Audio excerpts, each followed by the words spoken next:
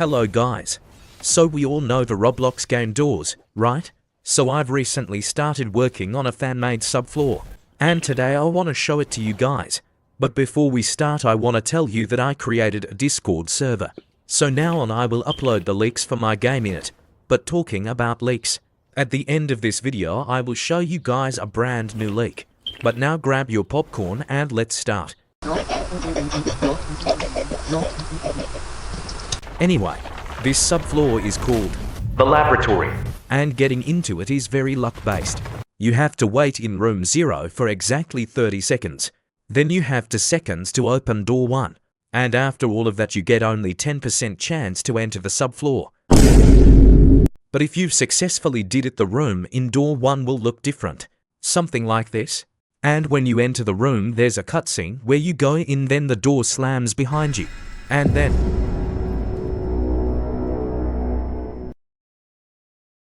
if you walk forward a bit in this room, you can find this locked door. And to open it you need a lockpick. So if you didn't buy one in the pre-run shop or forgot to take it out of the rift, I'm sorry for you because you won't be able to get in. But let's say you do have a lockpick on you and you open the door. You will be able to find in here the tablet. Yes, this one that got removed from the game. But that's not the only thing in here. You can also see that. You can see that there's a rush type entity in this tube. He's called Stalker, but he doesn't do anything till you open the next door. Then you hear this, which means you should start running, because it means that Stalker is free. Stalker isn't any normal rush type entity. He is very slow, but he always chases you. There's no way you can hide from him, and if you crucify it, it just works like any other boss like Seek and Figure. So the only way to avoid him is to always keep moving. And every door you go through the faster he gets. And the last fact about him is that this is the sound he makes.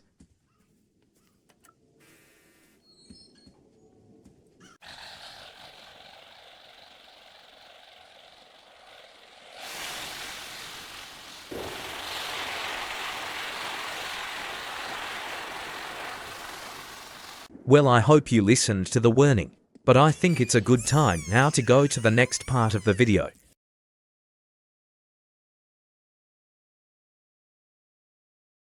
That's going to be a short part. Now I'll show you guys the general rooms you could go through in your run. Enjoy! And now I'll explain about some of these rooms. So these 2 rooms don't have anything special about them, but in this one has 2 places where you have to crouch to go through the room. But also this one has nothing special except this little side place. I made sure that the rooms are only straight so you can look back to see how close are you to Stalker. But anyways, now's time for the next part.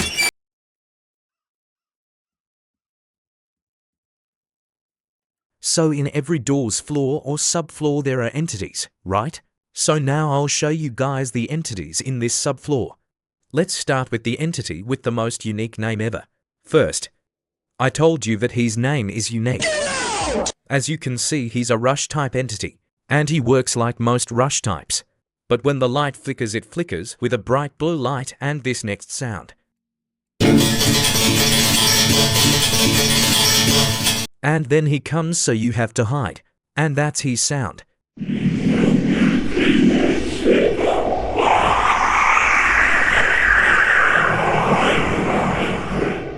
And also I made it so there's a 0.5% chance that instead of looking like as usual he will look like this. It doesn't affect any of the gameplay, it's just a cool little Easter egg that only the luckiest players could experience. And when the lights start flickering you can't open the next door until he passes. So you have to wait for him to pass. Which brings up the next entity with an even more unique name. Second. Second is also a rush type entity. He can only spawn after first. After first leaves there's a 50% chance that second will follow up. He doesn't make any sounds, so the only way to know if he's coming is to look if the door opened after first. If the door is open, second isn't coming, but if it is still closed you can't open it and second is coming. And to avoid him you also have to hide. You can also not take a risk and enter the hiding spot again after first kicks you. Oh right, I forgot to tell you that after first leaves he kicks all player from the hiding spots. So after second leaves you can finally continue to the next room. Second also has a rarer version which look like this. Once again, it has no effect on the gameplay itself, and it has 0.5% chance to occur. Enjoy getting both first and second being the rarer version at the same time. It's less than 0.1% chance. But anyways, let's move on to the next entity. This is Floud. He's an entity like Alt, but he's not as rare. Every run you will encounter him around 50 times. When you enter you have to move quickly, because unlike Alt, where it's a straight room, Floud's room is a maze. The maze is generated randomly with two doors, the one you came from and the exit. You have to navigate through the maze and find the exit while Floud is hunting you down. But don't worry, when Floud sees you he won't chase you because he only has pathfinding. And also the closer he is to you the more noticeable the image on the screen is. Until the only thing you can see is him. But if he does touch you he deals you 25 HP. And I would recommend getting the tablet from the start because it's very dark in there. And now we are getting to the last normal entity. And he has a seriously unique name this time. The name is Entity. Just kidding. The real name is Reefed, which really matches his appearance. He works more like eyes. He appears at a specific spot in the room, but unlike eyes he damages you if you don't look at him. And to make it harder, he always appears in this specific room. Before I start explaining, I'm sorry that it looks like he teleports, it's because I couldn't find any better way. But anyways, as you can see in this room you have to keep looking at him while doing parkour. And ignore the fact that in this video I step on the lava or whatever you want to call it. And when you finish the parkour he laughs and disappears. But now let's talk about this weird lava thing. It's called cyclic. And if you fall into it you have a drowning animation and then you die. But if you have a second player in your run you don't drown immediately. Because you slowly drown, but if he comes to you he can help you get back up so you can continue. He has 20 seconds to do so or else you do drown. Also it makes him lose 25 HP. If you know where this idea is from you are a Roblox OG. But anyways, before we continue to the next part I would like to show you guys the entity's jump scares. Enjoy. Stalker.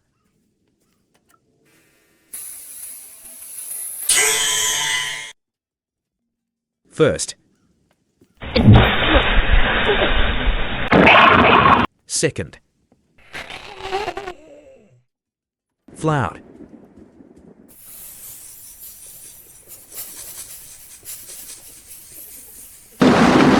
And lastly Rift.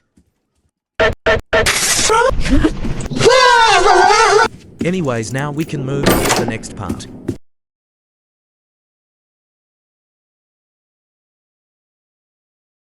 So in every floor or subfloor you can find unique items. For example, shake light from the room's compass from the outdoors and starlight potion from the back doors. Well, in this subfloor you can find 3 unique items. Of course the first one is the tablet as I said in the beginning, but the 2 other items can be found on tables and in drawers. The first one is the time clock. You can keep only 10 clocks at a time on you. And its function is that when used it slows down all entities by 50% for 1 second, which is really good against Stalker. Next is the nightlight potion. When you drink it your vision looks like that and you're immune to all rush type entities except from Stalker. And the last one is of course the tablet, but I forgot to tell you that it needs batteries to be activated. You need 1 battery per 10 minutes. Since there are no batteries in the laboratory, I would recommend to use it only when you really need it. Until you leave the subfloor of course. But now let's go to the next part.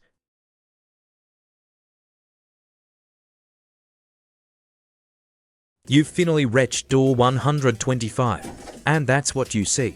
A room with broken glass and spilled potions all over the floor. And there's a plank you need to walk on to get to the other side. But if you're bad at Roblox and you fall in, that's what happens. You find yourself in an endless void without anything in sight for a few seconds. But then you see this thing staring at you. At the second it's in your eyesight he charges at you, then jump scares your soul away and then you die. A very fun way to die. But if you've successfully crossed the plank and continue, this happens.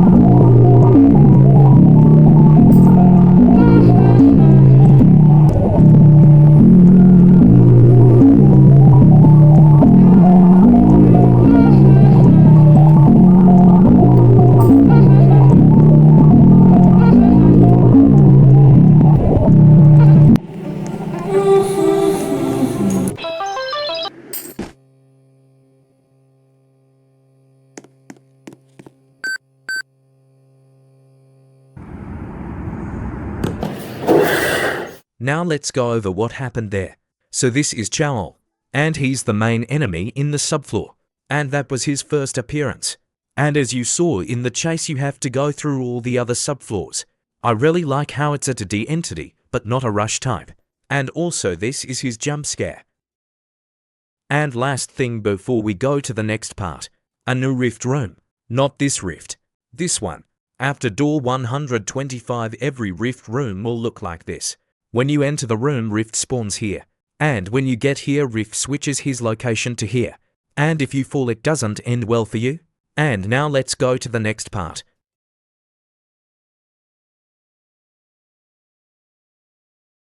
That's something I've hinted on some of my latest videos. This is the Forgotten Light. It's the creator of all the other lights. But when it created them, it took most of its power, so the mischievous light decided to use this opportunity that he's weak to banish him to a different dimension. And the dimension is the laboratory. And the reason that you can enter the laboratory in the first place is because the Forgotten Light needs you to beat the mischievous light to come back, so it glitches our reality so you can enter the laboratory to make your journey easier. But it's actually not easier, so why does he do that? Well, he doesn't know much about the hotel because he doesn't have any sort of communication with the other lights. And also he's more helpful than Guiding Light. Because if you accidentally meet first or second, there's a 35% chance that he will crucify the entity to protect you. And also it's not a surprise that when you do die, you don't face Curious Light, but instead you face the Forgotten Light. And this is what he has to say to you at the first time you meet.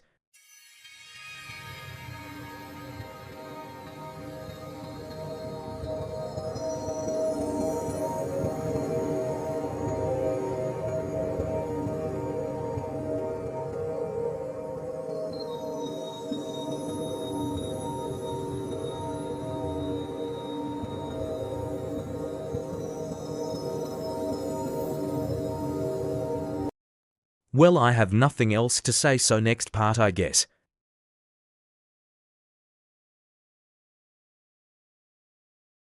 So guys, I have to finish the video now because the archive update is here soon and I don't want to release the video after because people will say I copied.